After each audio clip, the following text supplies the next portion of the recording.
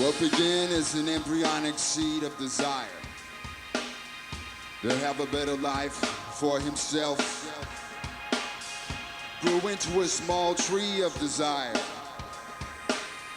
to have a better life for himself, which grew into a big tree of desire,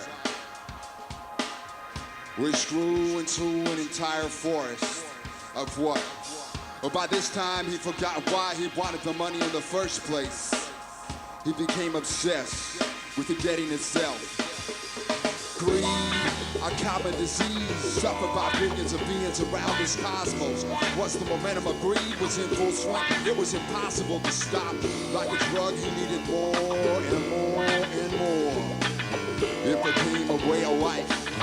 It became a way of life. The day the stock market crashed, he lost all of it, everything. And after being in a state of shock for several weeks, he finally came to his senses. It's not the end of the world. I still have my family and my friends, but they didn't know him anymore.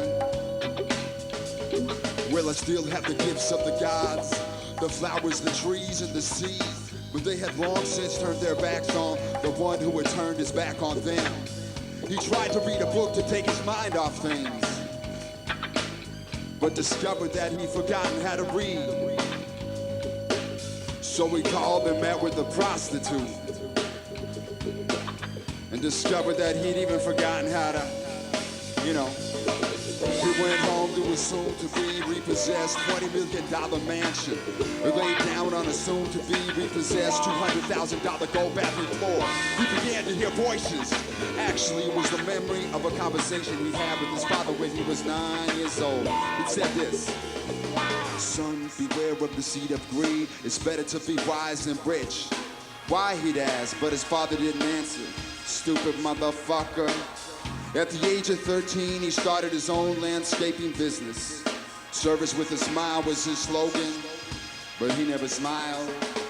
At the age of 19, he sold the business to a competitor and began a record company, producing some of the most meaningless music in history. But he didn't care. Meaningless music sold, and sold it did. But by the time he was 26 years old, he was one of the richest young men in America. So it was a shock to most people when Grass Cutter Records suddenly went bankrupt. All the acts had conspired together and signed with new record companies. Companies that let them keep at least some of the money that they made. He put his remaining assets into bonds and stocks. Hope for the best, but receive the worst. His maid found him dead on the bathroom floor and immediately called the 911.